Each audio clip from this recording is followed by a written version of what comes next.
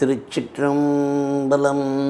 தென்னாடுடைய சிவனே போற்றி, எந்நாட்டவர்க்கும் இறைவா போற்றி. பக்தி பசி நேயர்களுக்கு அடியேன் தாமல் வெங்கடேஸ்வரன் எனது பணிவான வணக்கத்தினை முதற்கண் உரித்தாக்குகின்றேன். உண்டாய் நஞ்சை என்று தொடங்கும் பதிகத்தின் முதல் 2 பாடல்களை சென்ற பதிவினில் சிந்தித்த நாம் அதன் தொடர்ச்சியாக பதிகத்தின் 3வது பாடலை இப்பொழுது சிந்திப்பதற்கு இறையருள் நமக்கு கூட்டியிருக்கின்றது. 2ஆம் திருமுறையில் 61வது பதிகமாக வைக்கப்பட்டுள்ள இந்த திருப்பதிகத்தின் பாடல்கள் காந்தாரம் பண்ணில் இசையமைத்து பாடும் வண்ணம் இயற்றப்பட்டுள்ளன. பதிகத்தின் 3வது பாடல். தன்முத்தரும்ப தடமூன்றுடையான் தனை உள்கி கண்முத்தரும்ப கழல் சேவடி கை தோழுவார்கள் உள்முத்தரும்ப உவகை தருவான் ஊர் போலும் வெண்முத்தருவி பூனல்வன் தலைக்கும் வெண்காடே.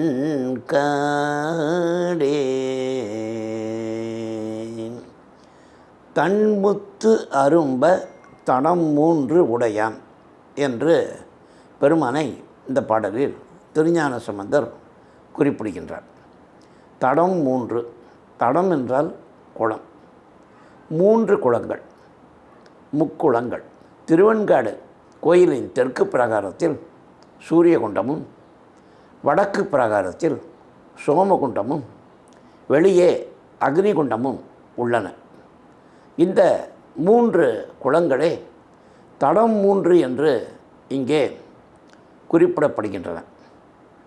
இந்த 3 குளங்களில் குளிப்பது மிகவும் புண்ணியமான செயலாக கருதப்படுகின்றது. நமது தீவினைகளை போக்கும் தன்மை உள்ளன இந்த 3 குளங்கள் என்று சிலப்பதிகாரத்திலும் கனாக்கண்ட காதை படலத்தில் ஒரு குறிப்பு காணப்படுகின்றது. 3 என்பது மிகவும் விசேஷமான எண்ணாக திருவெண்காட்டுடன் இணைந்துள்ளது. பிரம்ம வித்யா நாயகி, துர்கை மற்றும் காளி ஆகிய 3 அம்பிகை சன்னதிகள் உள்ளன. 3 தலமரங்கள் உள்ளன. ஆலமரம், வில்வமரம் மற்றும் கொன்றை மரம் ஆகிய 3 தலங்கள் உள்ளன. 3 மூர்த்தங்களும் உடைய தலமாக இந்த தலம் விளங்குகின்றது.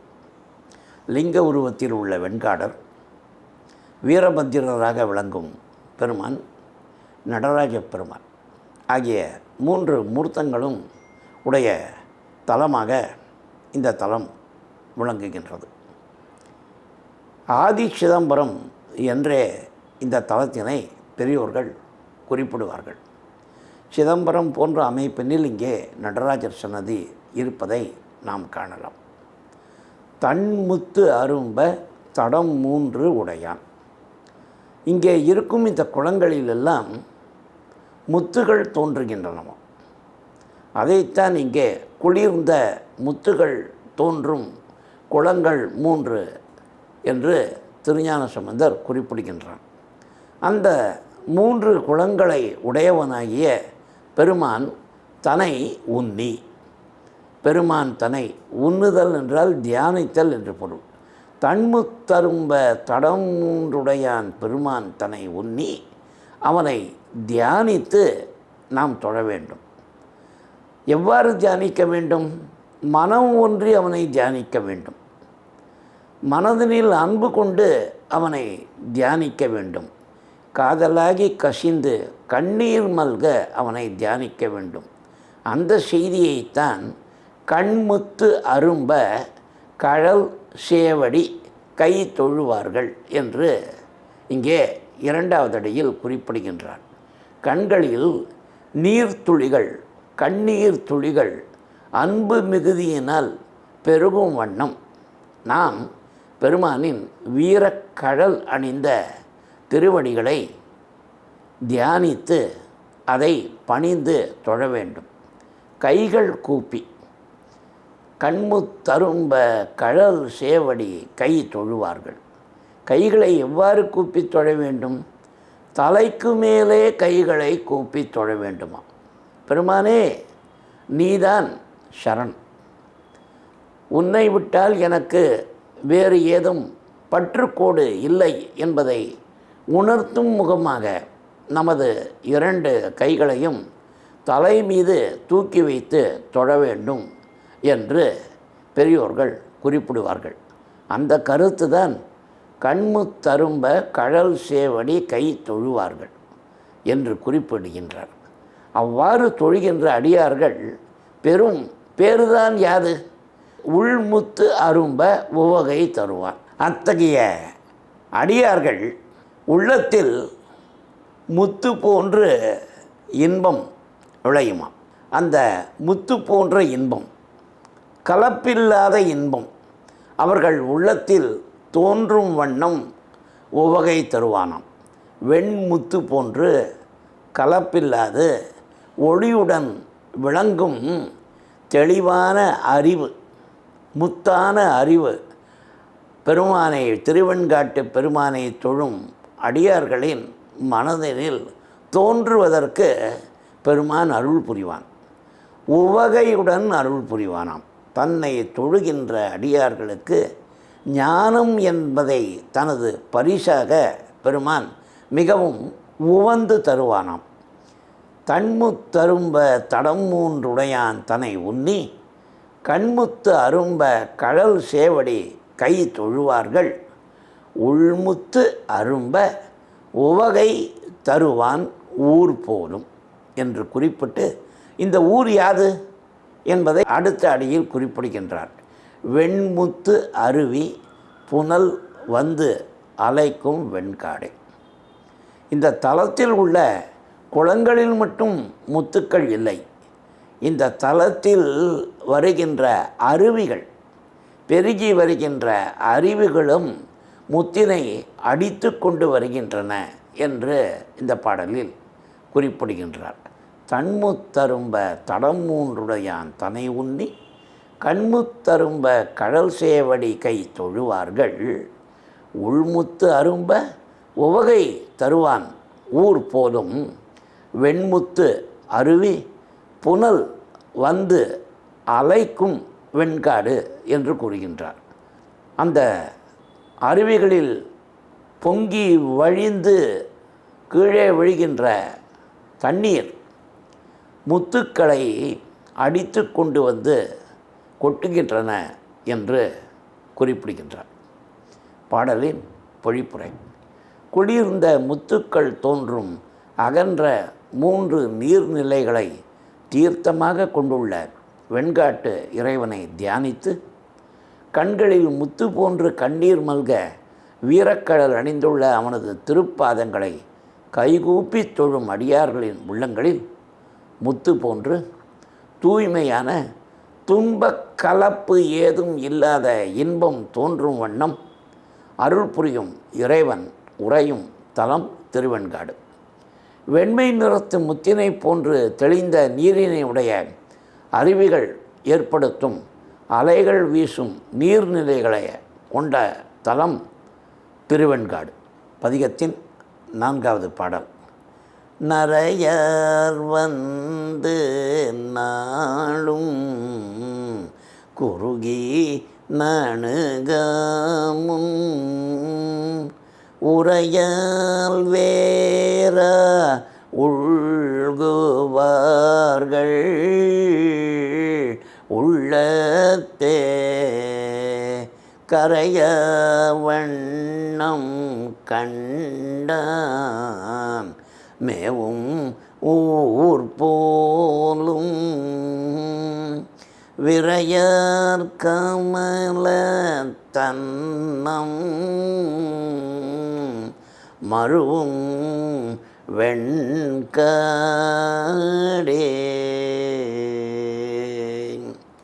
பெருமானை கண்ணீர் மல்க அவனது திருவடிகளை நினைத்து நாம் தொழுது பணிய வேண்டும் என்று சென்ற பாடலில் குறிப்பிட்ட திருஞான சம்பந்தர் நாம் எப்போது பெருமானை பணிந்து வணங்க வேண்டும் என்பதை இந்த பாடலில் குறிப்பிடுகின்றார்.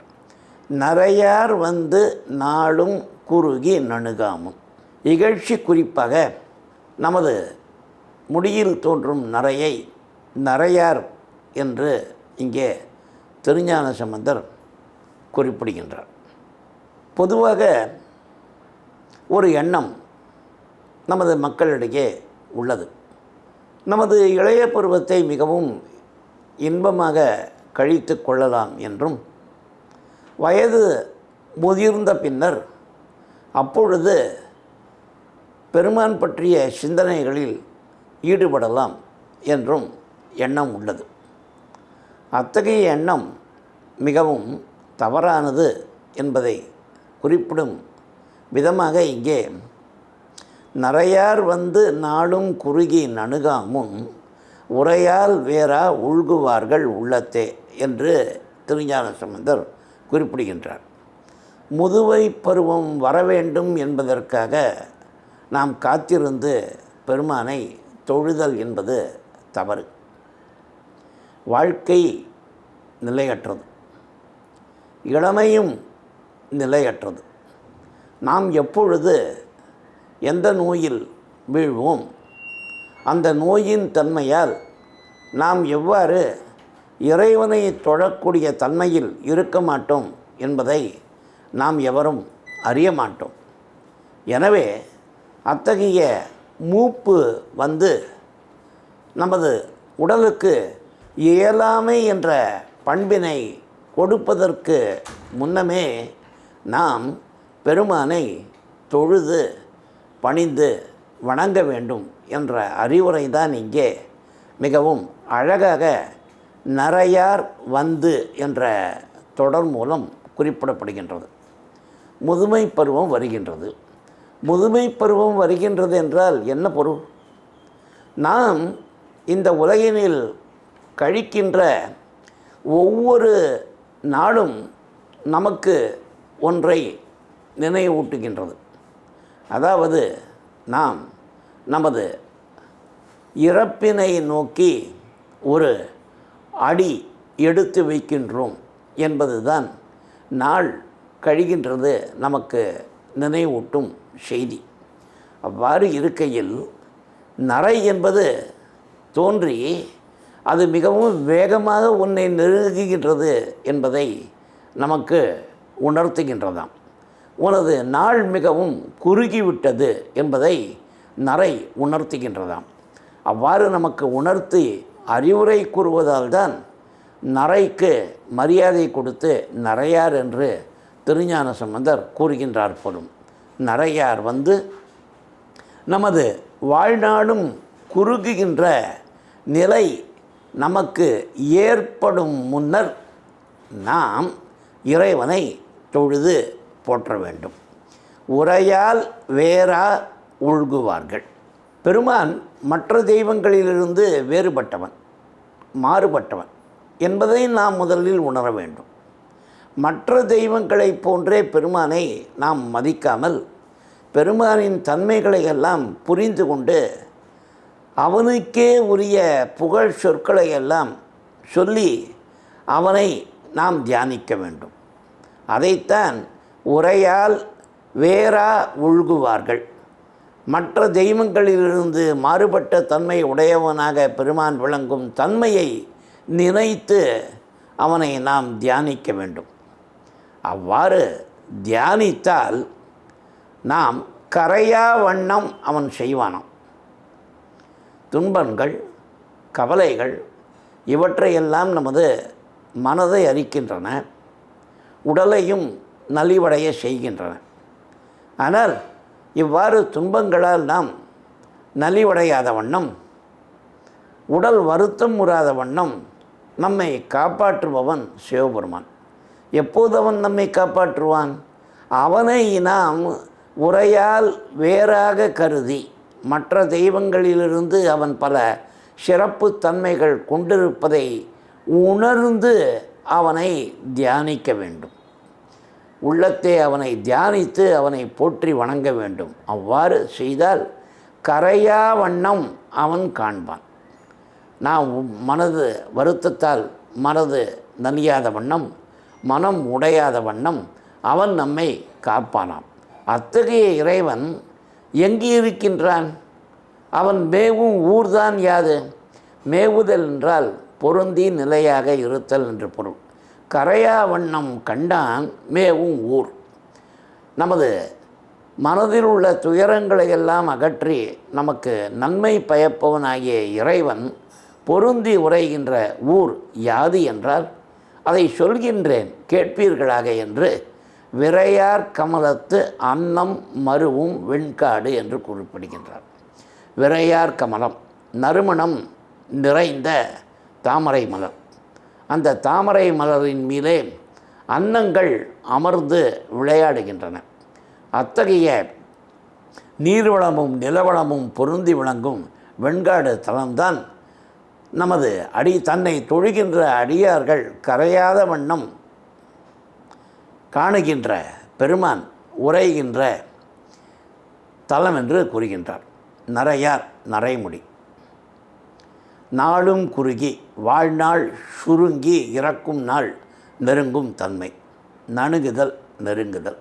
வேறா மற்ற தெய்வங்களிலிருந்து வேறான தன்மை உடையவனாக.